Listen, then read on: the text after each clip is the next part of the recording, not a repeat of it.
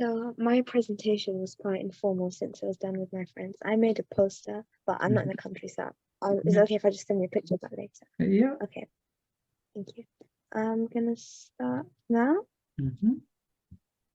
Okay, so first, this presentation is about SPEDs, what exactly SPEDs are, and how people can find representation of SPEDs and feel more relatable. Often SPEDs are seen thing that's quite like distant or something that's not seen as you'd encounter in real life, which I believe has to change. So the SPED, first, a SPED is known right now as a learning disability. The term disability itself, which we've discussed in previous essays, can have negative connotations. But in this current moment in time, with how our social services and NHS are, the way that SPEDs are known as learning disabilities, it helps people with SPEDs get the help they need or any extra things such as extra time within school or within their work life. So the SPED that I'm going to be focusing on is dyslexia. So dyslexia is a neurological condition that mainly affects people's ability to read or write specifically. So it's mainly known for having a large impact on children. However, due to SPEDs not being very well known, which although is improving now, there's many adults who get diagnosed with it in later life. So some of the more negative traits of dyslexia is that you may confuse similar words such as like frog and dog, or things that have similar consonants. Some of this will be quite anecdotal, so please bear with me. Since I did this with my friends, just a bit of context. My friend group is very diverse, so within this presentation, I'll be touching on like how different cultures view the idea of SPEDs, from South Sudanese culture to Bengali, since I'm Bengali. And one of my friends, she is not sure whether she has autism or ADHD, and even teachers themselves have like said that maybe you should get diagnosed. And the thing is, with getting diagnosed with a SPED, although I'm talking about dyslexia, getting diagnosed with a SPED itself is a very difficult process if happening to someone who's a teenager, especially if you're an adult, since there's the further stress of costs and so on. But in order to get diagnosed with things such as ADHD or dyslexia, you'd often have to take cognitive tests, and you'd have to visit a specific psychiatrist. And since I'm going to be honest, I did not know how you'd get diagnosed with the SPED until I started researching myself. And I feel like that's a big problem when it comes to SPEDs, because imagine you have a SPED, you're not aware of it, particularly someone points it out. But if you don't know how exactly to get diagnosed with it, you won't be able to get the proper help, such as extra time from school or any other specific amenities you may need with your SPED. For dyslexia, for instance, you will need extra time due to the fact that, unfortunately, one of the more like, I don't like the term difficulty traits, although that is the term that is commonly used. But one of the more negative aspects of having dyslexia is the timekeeping aspect. And with, unfortunately, our linear exams, timekeeping is a very important part of that. And I believe that, frankly, it's quite unfair since intelligence is measured in many different ways. However, in this current system, people with dyslexia would need more time. And if they weren't diagnosed properly, they wouldn't be able to get more time. There's also the fact that people with dyslexia have poorer phonological short-term memory. So what that means is that when it comes with phonics and sounds and specific like written content, they'd have a harder time understanding that, which is also one of the major parts of linear exams. However, I don't want to like show dyslexia as something that's completely negative. Dyslexia is merely a neurological phenomenon, which just means that you don't fit the current term or norm of normal, or you're not you're neurodiverse. compared to neurotypical. Some of the strengths of having dyslexia is the creative thinking aspect, as well as the excellent spatial knowledge. So I know my uncle himself has dyslexia. He was diagnosed very late. So that unfortunately impacted his self-esteem a lot, since this happened quite a while back. And it made him, like Kezia touched on before, it made him feel like he was dumb or like not enough, especially as the eldest son in a Desi household. There would be like quite a few expectations. So I'm going to touch on like the more cultural aspects of dyslexia and SPEDS later on. But just going back to it, he thought that he wasn't smart enough for like in general academics. However, now he's very successful. He's an engineer, and his spatial awareness is excellent. Me and instructions don't get along very well. I am what you'd call directionally challenged. My friends would say, give her a map, and she wouldn't know where she is. And unfortunately, that's the case. My uncle, on the other hand, with his dyslexia, he is what I call like the tour guide of our family. He has the ability to not only show us like exactly where to go when we're like going out as families, but with his excellent storytelling skills, it's like he weaves in the history of the actual like environment itself. So right now I'm in Saudi Arabia, and he's been giving tours, and we went to an exhibition, and it's like I'm talking to a walking history book in a way, all the stories, as well as like ensuring that none of us get lost, which is a feat in itself. So I just wanted to highlight that dyslexia isn't something that's all negative or positive.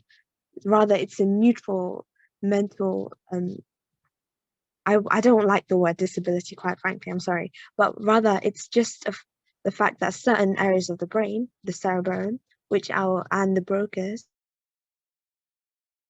they're used they're used differently compared to someone who has a new stigmas that make it a good or bad thing.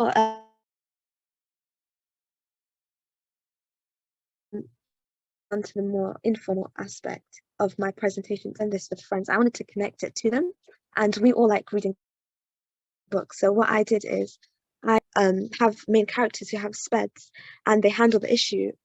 Sorry, I don't like these terms that I often find and I find myself using, but they handle having dyslexia very well. So one of the books is actually quite interesting because it's called The Boy at the Back of the Classroom, and it's about a Syrian refugee who sat at the back of the classroom, and he was having problems with seeking asylum and so on. And what I found so cool is that I read this book when I was quite young, 9, 10, since it's a book that is aimed for that demographic. However, I didn't even realize that the boy himself had dyslexia until I learned about dyslexia with your program. So that highlights two things. One, dyslexia is extremely common. It's something, for example, 10% of the population have dyslexia. It's something that shouldn't be shied away from. Two, the learning about SPEDs in our curriculum is severely, severely lacking if I wasn't aware of something that was so blatant, even at a younger age. And also, with our interviews before, Hamza was saying that he wasn't aware that he had dyslexia or his other SPEDs, and that led to lots of low self-esteem.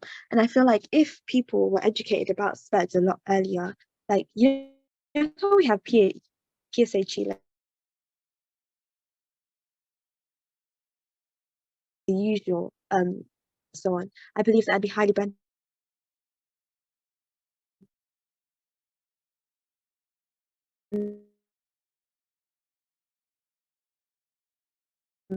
Britain is getting a lot more diverse.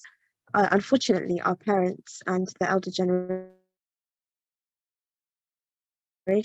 so they are not equipped to dealing with SPEDs or such as dyslexia or autism or ADHD within their children. So if there was a program that would not only help them but their children, I feel like that would help the self-esteem of many people with SPEDs. But it would also just help like knowing more about our society in general. society now itself has become very it has a lot of parasocial relationships. So relationships between like a fangirl and a song artist, or authors and fictional characters, as well as readers. There's another book which I found quite interesting, and it had the main character. He had dyslexia. Sorry, I'm just gonna out. So this one's a trilogy, and it's called Spellwright. And the reason why I find this so interesting is because it was to do with fantasy and magic. And although that is seen as something that is like, it doesn't have much logic when it's written, especially for younger children. In this book, the main character's name is Nicodemus. So he's a young and gifted wizard, but there's a problem in his world. Magic casters, they have to write spells out by hand. Since he's dyslexic, he has trouble doing that. And I found it so interesting how the author Blake Charlton, who has dyslexia himself, showed how something such as dyslexia, while people may see it as a minor thing, or some people may see it as a minor thing, it can affect children and although he used this in a fantastical way, this would never happen in real life, but it just showed the effects of dyslexia. And it also shows dyslexia, it shouldn't be something that should be shied away from. If it can be used in like a fantasy book, why can't it be taught more in lessons or class? And now going away from the like more book, actually, sorry, this is still to do with books, but instead of talking about certain books that have very good dyslexic representation, I just wanted to touch on some authors who have dyslexia themselves. So I'm not sure, Kezia, if you've heard of like the Underpants Man series, but that author of Captain Underpants, that was one of my childhood favorites. But I just discovered, yeah, I love that. I loved that series when I was younger. He had dyslexia and ADHD. And the thing is, with the dyslexia, people think that they aren't very good at reading or writing, but like he's living proof that they're not. And what I also found interesting is during my research is that I found people who had dyslexia often had ADHD. So it was like almost like a correlation between the two. And now moving more onto like the social and cultural aspects. So like I said before, my friend group is very diverse, and I had like a bit of like an open panel, and I talked about how my parents like the aspects of grasping SPED when I talked about it with them, and they had similar issues within their own communities. And how we said we could combat that is not being defensive about it, not being brash, being very patient, and trying to relate it to them. Because often many of the younger generations who are being diagnosed with dyslexia or ADHD, it's hereditary, since those conditions are passed down. However, many of the older generation themselves aren't aware that they have ADHD or dyslexia or any of the other less known disorders such as dyspraxia. And I just wanted to like at the end have like a reflection and just talk about what I learned from this course, what I learned about different SPEDs, and just what I learned about myself in general within this program. First, I learned, well, unfortunately it's not much of like a massive breakthrough, but number one, the education system is very poor when it comes to SPEDs.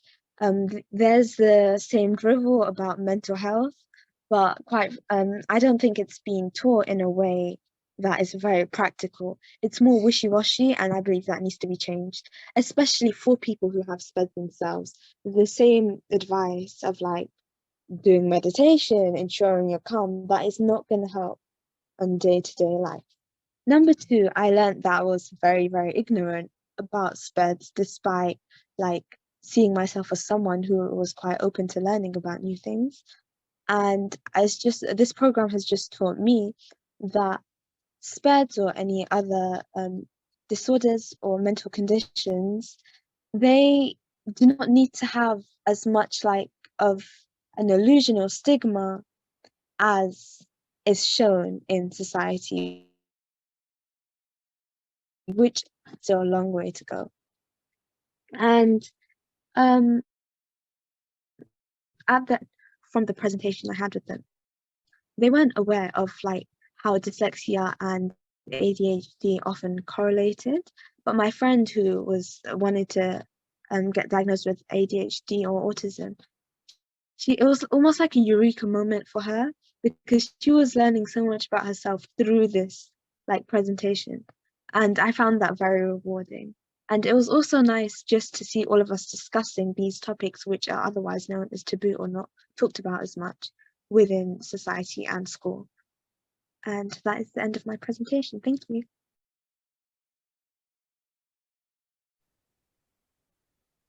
Well, first if I would teach this topic, I'd first teach what SPED is, and then I'd go into what ADHD is, what dyslexia is. I'd bring in real life examples, because I feel like for me and for other people in general, it's a nice way to relate, and you'll be able to see if you have these traits within yourself.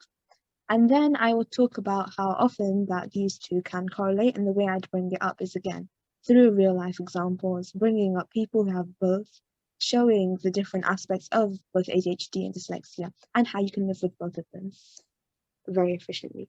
That's how I do it. Okay,